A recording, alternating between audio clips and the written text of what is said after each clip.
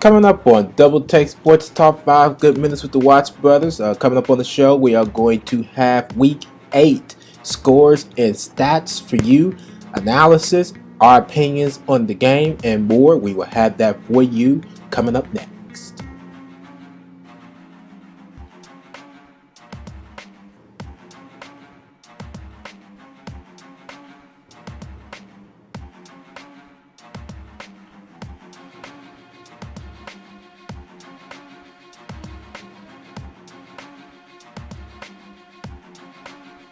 Double Take Sports Top 5 Good Minutes. Welcome to the show. Darren Watts here, and on the opposite side of the neighborhood, on the phone with us today. Say hello to Darren Watts today. All right, I'm here. Welcome to the show. Welcome. You are here. Yeah, we're here. Yep, ready for another live show. You ready? Try it, man.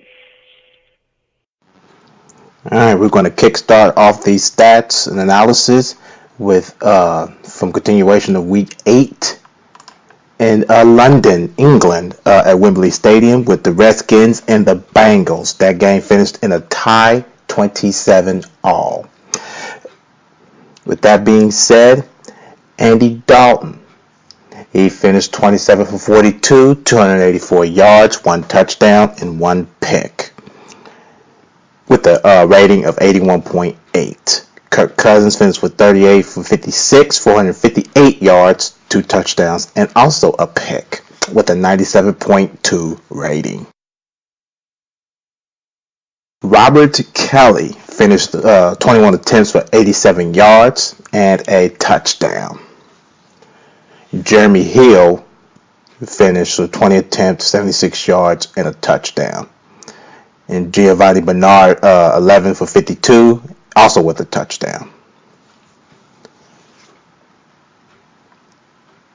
Jay Crowder for the Redskins, he had 9 receptions for 107 yards and a touchdown.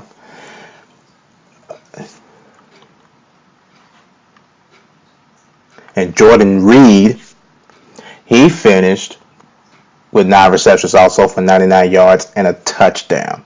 So it was pretty big that the receiving end came on both sides of both teams of the ball.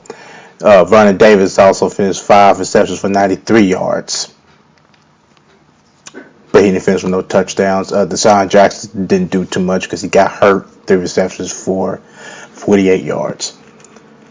AJ Green finished with 9 receptions, 121 yards, but did not have no touchdowns. Tyler Eifert, also 9 receptions, 102 yards, but he finished with a touchdown. So that came out to be a pretty big factor for both teams for them to finish in a tie. So that's pretty impressive in a known fact role that how this game actually finished. And the time of possession had really evened out a little bit, not too much in this tie game. I believe Washington had 39 minutes and 42 seconds worth of possession, and Cincinnati had 35 minutes and 18 seconds. So that's pretty close, and you would expect that kind of game to finish in a tie with that type of time of possession. Defense didn't do too much. Of course, both teams had an interception on both sides.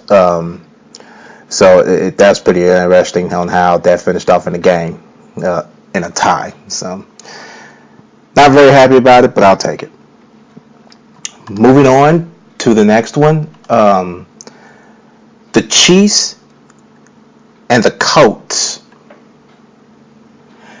The Kansas City Chiefs walked out with the victory, 30-14.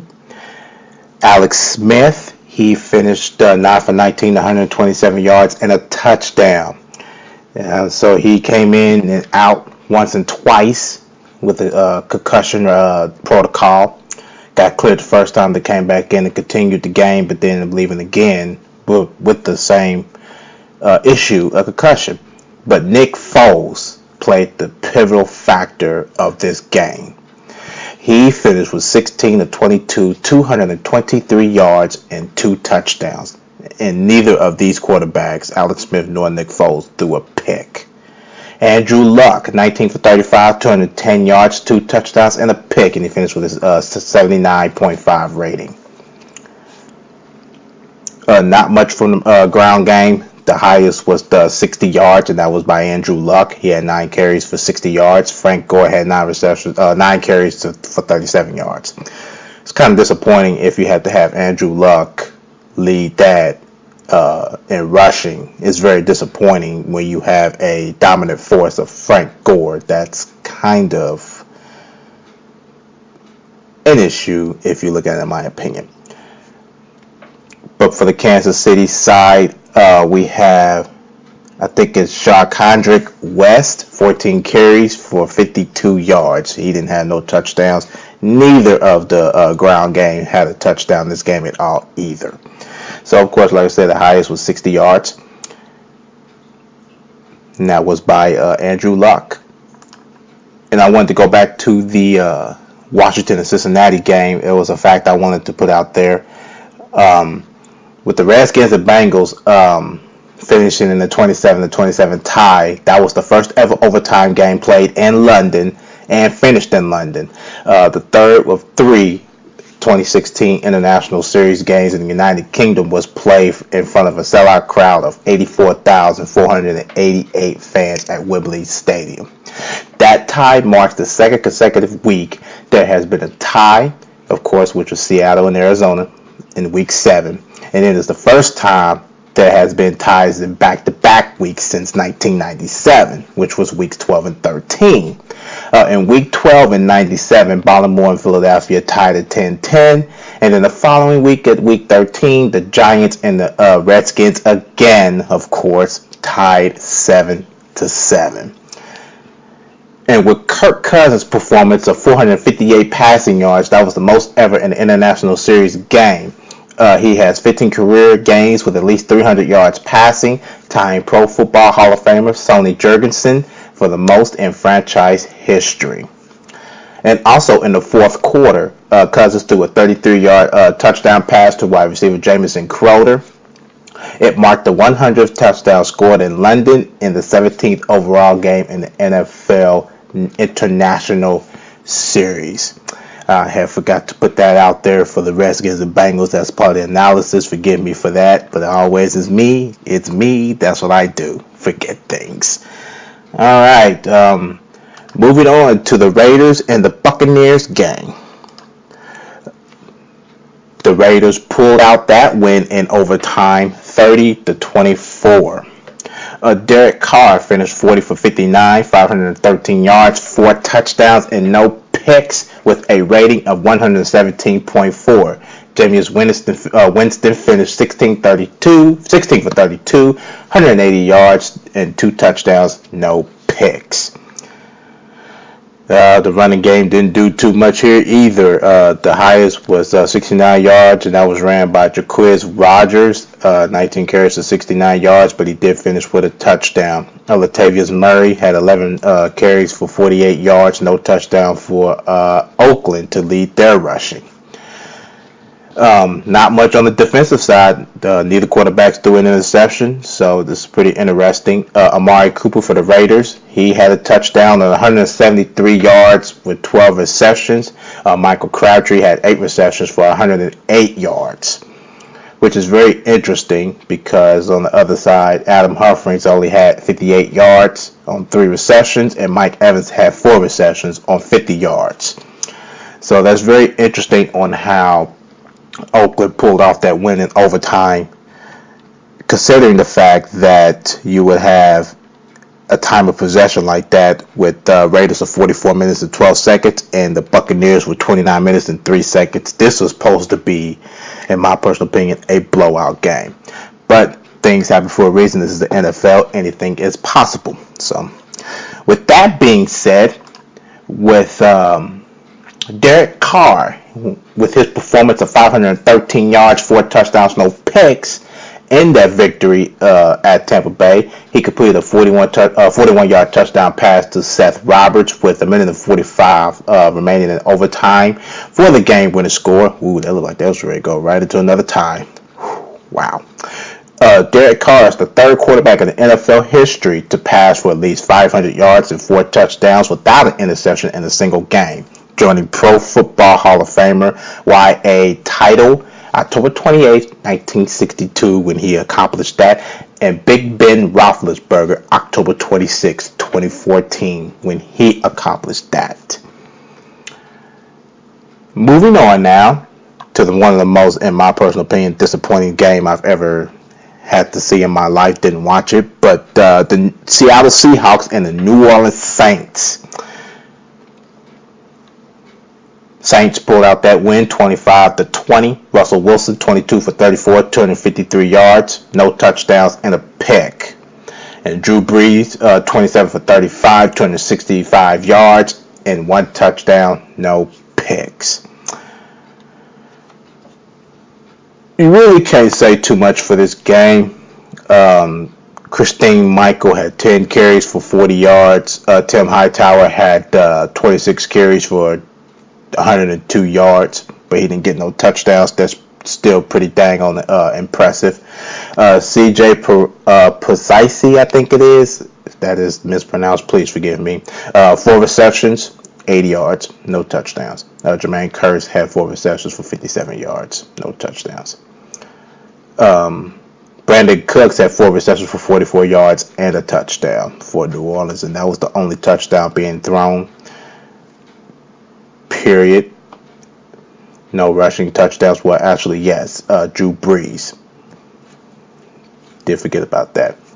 1 carry, 1 yard, 1 touchdown. So, that is pretty interesting. I don't like how that ended. I picked Seattle to win this game, and it looked like they pretty much had it beat, but hey, me. I'm not thrilled about it, but I wouldn't be surprised they did win.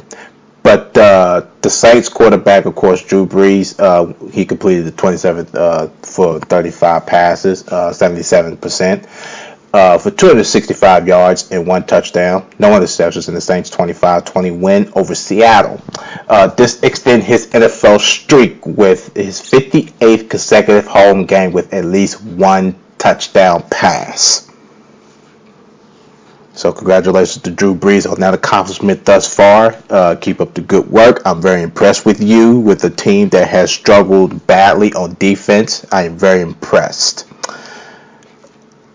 Next, we got the Houston Texans and the Detroit Lions. Unfortunately, the Houston Texans pulled off this win 20-13. I wanted the Lions to win this, and I picked them to win this game. Matthew Stafford had 27 for 41, 240 yards, and 1 touchdown, no picks, with an 89.5 passer rating. Brock Osweiler, 20 for 29, 186 yards, 1 touchdown, and 1 pick, with an 83.4 rating. Bounce back game for Brock Osweiler, so that's pretty impressive. Theo Riddick, 11 carries for 56 yards. Not much there. Lamar Miller, 17 for 56 and 1 touchdown. DeAndre Hopkins, there was really nothing here in the receiving end either. DeAndre Hopkins, 4 receptions, 44 yards, no touchdowns. Theo Riddick had the only touchdown, 8 receptions, 77 yards, 1 touchdown. CJ Frido Robrix, I believe it is. He also had a touchdown on 5 receptions for 43 yards. All right, the Arizona Cardinals and the Carolina Panthers. The Carolina Panthers pulled away with the win, 30-20. Carson Palmer, 35 for 46, 363 yards, 3 touchdowns, and an interception. Had a quarterback rating of 34.6 and a rating of 111.1. Cam Newton, 14 for 27, 212 yards, no touchdowns, no interceptions. How did Carolina win that game? No clue. I guess Arizona really just didn't show up on defense when they needed to. Quarterback rating, Cam Newton, 74.7, and his rating, 78 even. David Johnson for Arizona, 10 carries, 24 yards, no touchdowns. Jonathan Stewart for Carolina, 25 carries, 95 yards, 2 touchdowns. Cam Newton, 7 carries, 43 yards, no touchdowns. David Johnson on the receiving end of Arizona, 7 receptions, 84 yards, no touchdowns. Got targeted 9 times. J.J. Nelson, 8 receptions, 79 yards, 2 touchdowns. Got targeted 12 times. Larry Fitzgerald, 10 receptions, 74 yards, no touchdowns. Got targeted 11 times. For Carolina, Kelvin Benjamin, 2 receptions, 73 yards, no touchdowns. Got targeted 5 times. Teddy Ginn Jr., 5 receptions, 53 yards, no touchdowns. Got targeted 6 times. On the defensive end, total tackles 66 for Carolina and 70 for Arizona. Of course, Carson Palmer threw a pick.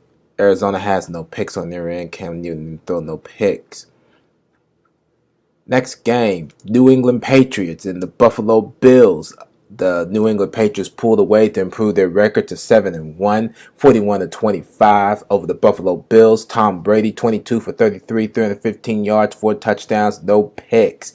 Tyrod Taylor, 19 for 38, 183 yards, no touchdowns, no picks. Tom Brady's rating was 137. His quarterback rating was 95.1. Tyrod Taylor was a rating of 67.6. Tom Brady got sacked 4 times. Tyrod Taylor got sacked 1 time. For the New England rushing, LeGarrette Blount, 18 carries, 43 yards, 1 touchdown. Tom Brady, 1 for 15, no touchdowns. For Buffalo, Mike Gillespie, 12 carries, 85 yards, 1 touchdown. Tyrod Taylor, 5 carries, 48 yards, 1 touchdown. For New England's receiving end of the football, Rob Gronkowski, 5 receptions, 109 yards, 1 touchdown, got targeted 7 times. Chris Hogan, 4 receptions, 91 yards, 1 touchdown. Robert Woods for Buffalo, 4 receptions, 50 yards, no touchdowns, got targeted 7 times. Walter Powell, 3 receptions, 59 yards, no touchdowns, got targeted 8 times. And that's not going to get you to win the game if you can't catch the ball. Reggie Bush, Carlton Smith both got fumbles for Buffalo.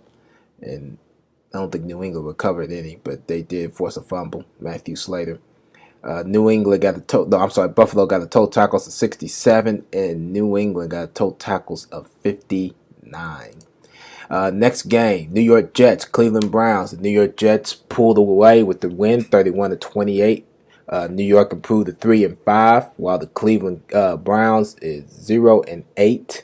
Ryan Fitzpatrick, 16 for 34, 228 yards, 1 touchdown. Had a quarterback rating of 46.1 and a rating of 79.0 even. Josh McCown for Cleveland, 25 for 49, 341 yards, 2 touchdowns, and 2 picks. Fitzpatrick got sacked twice, and Josh McCown got sacked once. McCown's quarterback rating 35.6, and his rating was 70.2. Matt Forte for New York, rushing the ball, 25 carries, 82 yards, 2 touchdowns. And for Cleveland, Isaiah Caldwell, 11 carries, 29 yards, 1 touchdown. On New York's receiving end, Quincy Emuya, 4 receptions, 93 yards, 1 touchdown, got targeted 11 times. Brandon Marshall, 4 receptions, 68 yards, no touchdowns, got targeted 9 times. For Cleveland, Terrell Pryor Sr., 6 receptions, 101 yards, no touchdowns, got targeted 13 times. Duke Johnson Jr., 6 receptions, 87 yards, and no touchdowns, got targeted 8 times. Cleveland, Josh McCown fumbled the football, recovered, I believe, his own fumble in this game. For defense, the Jets, 53 tackles in total, and Cleveland, 63 tackles in total. Next game, the San Diego Chargers and the Denver Broncos. The Denver Broncos pulled away to improve their record to 6-2 over the San Diego Chargers, 27-19. Phillip Rivers, 20 for 47, 267 yards, 2 touchdowns, 3 picks. More interception ratio than touchdown ratio on that behalf. Got sacked 4 times for 21 yards. His quarterback rating was 31.1, and his rating was 48.8. Boy, Denver had a vengeance. Trevor Siemian, 20 for 38, 276 yards, no touchdowns, and a pick. He got sacked 1 time and lost 9 yards out of it. Has a quarterback rating of 39.5 and a rating of 65.2. Melvin Gordon, 23 carries, 111 yards, no touchdowns. That's San Diego rushing. For Denver's rushing, Devontae Booker, 19 carries, 54 yards, 1 touchdown. On San Diego's receiving end, Dontrell Inman, 4 receptions, 72 yards, no touchdowns, got targeted 7 times. And for Denver, Demaryius Thomas, 5 receptions, 79 yards, no touchdowns, got targeted 10 times. Emmanuel Sanders, 4 receptions, 68 yards, no touchdowns, got targeted also 10 times. Virgil Green, 4 receptions, 55 yards, no touchdowns, got targeted 6 times. There was quite a few fumbles. There was some defense played in this game. San Diego recovered 2 fumbles, and Denver gave up 2 fumbles, but actually had 4 fumbles in all. Just lost 2 of them. And for San Diego's defense, total tackles for San Diego 51, and for Denver 71. That will help you to win games if you could tackle the carrier.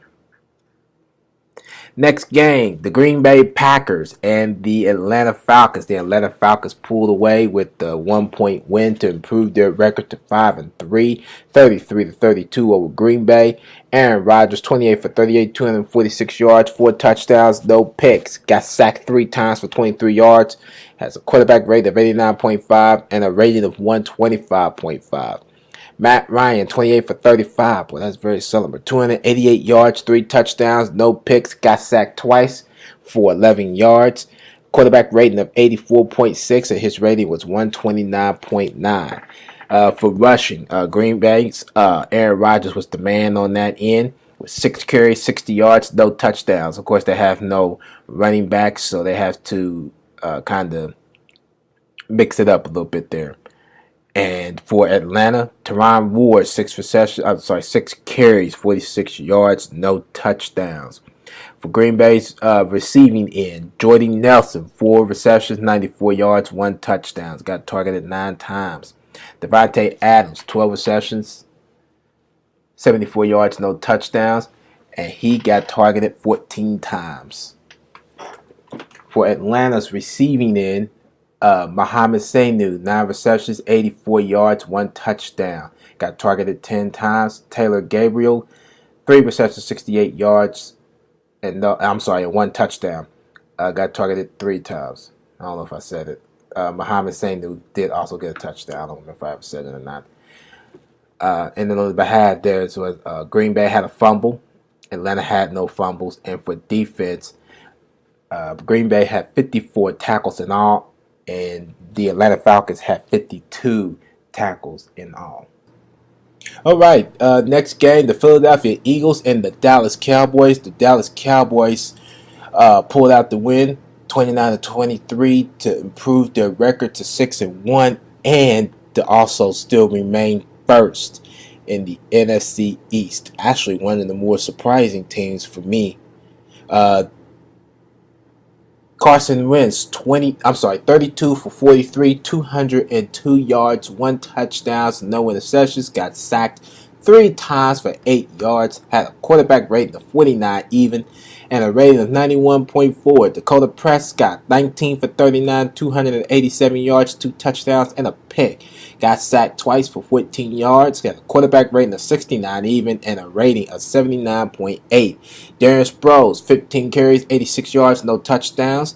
And Ezekiel Elliott for Dallas, 22 carries, 96 yards, no touchdowns. And also to note, Ryan Matthews for Philadelphia, 4 carries, 10 yards, 1 touchdown. Dakota Prescott for Dallas, 7 carries, 38 yards, 1 touchdown. Well, that's how you're going to win games, be able to balance it. Philadelphia's receiving end, Jordan Matthews, 11 receptions, 65 yards, 1 touchdown, got targeted 14 times, only missed 3 of his passes, went towards his way. Dorial Green-Beckham, 5 receptions, 55 yards, no touchdowns, got targeted 9 times. And for Dallas, Des Bryant, 4 receptions, 113 yards, he just ran all over them. And 1 touchdown, got targeted 14 times, though. He missed 10 passes that went his way. Cole Beasley, 4 receptions, 53 yards, no touchdowns, got targeted 7 times. Ezekiel Elliott, 4 receptions, 52 yards, no touchdowns, got targeted 4 times. He made all of his catches that went his way. And Jason Witten, 2 receptions, 16 yards, 1 touchdown, got targeted 3 times. Something to note there. Both Philadelphia and Dallas have fumbles. Dallas recovered 1, and Philadelphia did not. Darren Sproles fumbled. Carson Wentz fumbled twice. And for defense, 65 total tackles for Philadelphia, and for Dallas, 69 tackles for Dallas. And the last game, the Monday Night Football game, the Minnesota Vikings and the Chicago Bears. The Chicago Bears pulled away with the win, 20-10, to improve their record to 2-6. They are last in the NFC North. Minnesota downgraded to 5-2 on the year, still first in the NFC North. Also, the NFC North rival battles these two here. Sam Bradford, 23 for 37, 228 yards, 1 touchdown, no picks. Got sacked 5 times for 27 yards. With a quarterback rating of 20.9 and a rating of 88.6. Jay Cutler, 20 for 31, 252 yards, 1 touchdown, no interceptions. Got sacked once for 7 yards, had a quarterback rating of 45.1 and a rating of 100.5. Matt Astasia, 14 for 42, no touchdowns. And for Chicago, Jordan Howard, 26 carries for 153 yards, 1 touchdown. Where did the defense go in this game for Minnesota? It came out strong, too. Now I don't know what happened.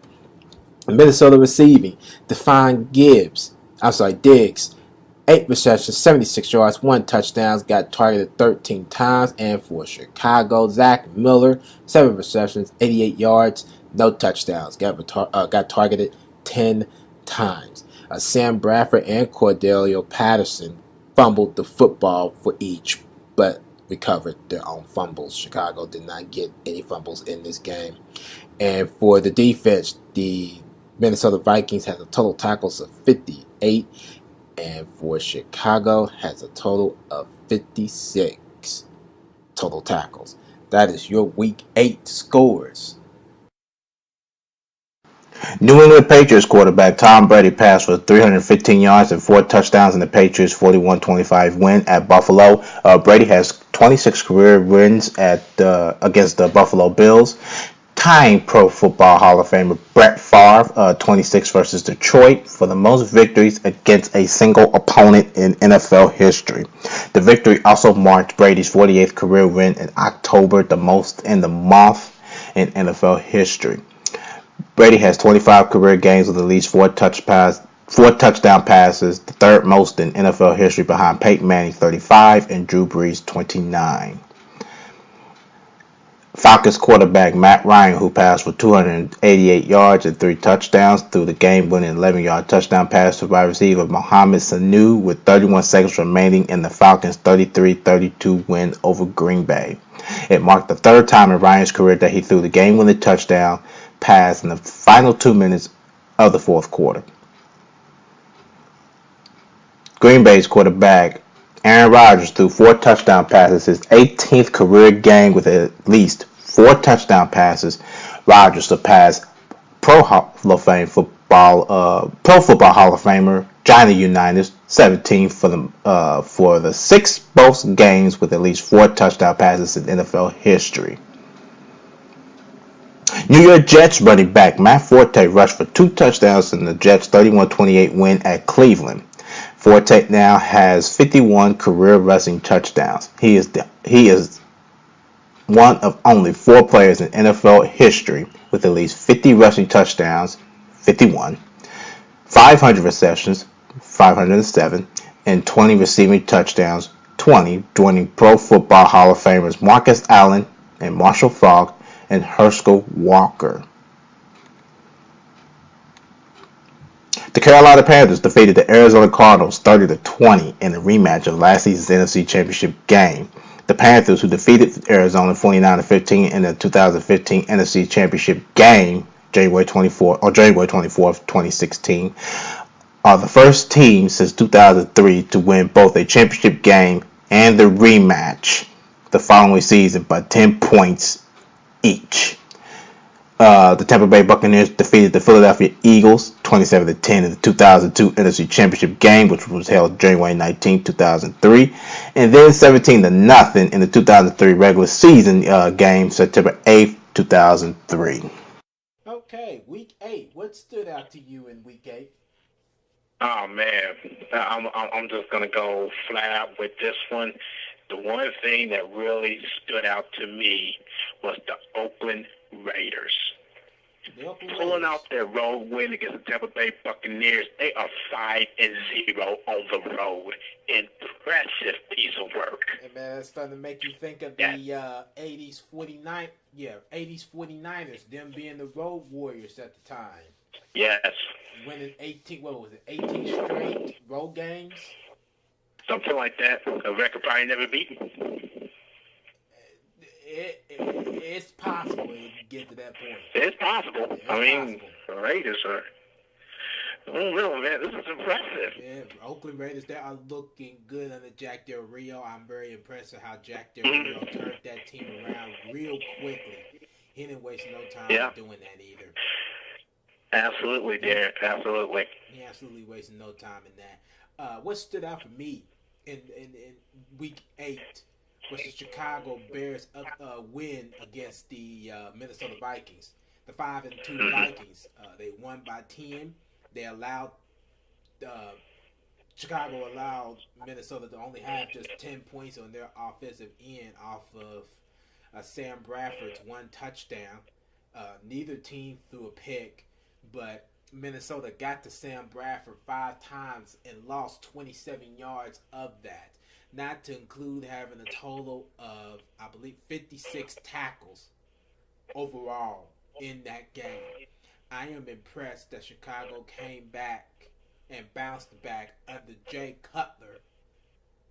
20 for 31, 252 yards, 1 touchdown, and only got sacked once. The Bears held down the Vikings to go down to 5-2 on the year. I am very impressed with what Chicago have done with Jay Cutler coming back, considering that this season looked like it was in the dumps. This win right here just gave them just a tad bit of hope. Not a whole lot of hope, just a tad bit of hope. Yeah, and that's pretty impressive for them, for the Bears to come out and pretty much play their game, play Minnesota's game. Yeah. You know, tightened up the defense, the offense came alive, and that really stood out to them. So, yeah, kudos to the Bears. Yep, kudos to the Bears. Kudos to the Bears. Absolutely. All right. You can check us out on the social media side to listen to more of our podcasts, or you can follow us on Twitter at DTST2414, like us on Facebook, Double Take Sports Talks page at The Watch Brothers, subscribe on YouTube, and also subscribe to our podcast on the podcast app featuring iTunes. We got the blog featuring critical thinking and analysis. You can check that out at doubletakesportstalk.blogspot.com. Chicago Cubs. There will be a Game 6. Game 6, my theory is going so well so far. My bold prediction, the Cubs are going to come back to win the World Series 4-3, and I believe it is all about karma, and I believe it's going to happen here. Although I'm not a Cubs fan. They pulled out a tight one. Game 5, they won 3-2. That last home game from that portion of Game 5, Game 6, and possibly 7 will be at Cleveland. Although I'm not a fan of, although I'm not a fan of the Cubs, I believe that they are going to pull an upset over Cleveland. Because is Cleveland the favorites of this series, or is it the Cubs? No, I think the Chicago Cubs are the favorites. Well, it's still going to be an upset. Because now I believe Cleveland has taken over the favorites, considering that they won 3. Am I correct? They won 3. They had won 3, and they won 2 of them on the road. Right. No. Yes. So they won game 1. Well, actually, they won game 1 in Cleveland. Game 2 at Cleveland. No, Chicago Cubs won game 2. They won that game. With that series. Yeah. And of course, games 3 and 4, Cleveland won. So that was a big steal for them. Yeah. And of course, Cubs pulled out that 1-1 win. So they're making me nervous, Spirit. They're making me real nervous. Yep. But I believe the power of karma, I believe, is going to show this in this series. I really do. So we'll see what happens on that. We'll see how karma really catches up. Let's see if your theory is right for game 6 to see how that karma really comes out. Yep. We'll see how that works. Sounds good to me. Of course. All right, that's a wrap for Double Take Sports Talk. 5 good minutes with the Watts Brothers. Thank you for listening to the show. I'm Darren, and on the opposite side of the neighborhood, Daryl Watts. Catch up with us on another episode of Double Take Sports Talk. Until then, ciao.